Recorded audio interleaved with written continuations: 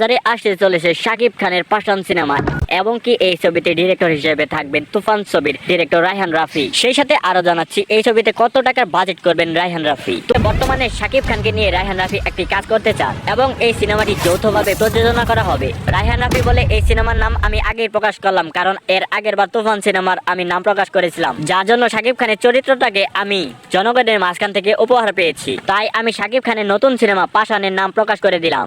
এখন সিনেমার পরিচালক রায়হান রাফি স্পষ্টভাবে কোনো কিছু বলেনি, কিন্তু একটা আইডিয়া দিয়েছে জনগণকে। রায়হান রাফি জানায় এই পাঠান সিনেমায় প্রায় 20 কোটি টাকার মতো খরচ হবে। রায়হান রাফি এটাও জানায় শাকিব খানের পাঠান সিনেমার জন্য কোনো নায়িকা সিলেক্ট করা হয়নি, তবে এই পাঠান সিনেমায় অন্য দেশে নায়িকা থাকবে শিওর। তো বন্ধুরা, পাঠান সিনেমাটি কেমন হতে পারে তোমাদের কি মনে হয় তা কমেন্টে জানিয়ে দাও তোমাদের মতামত।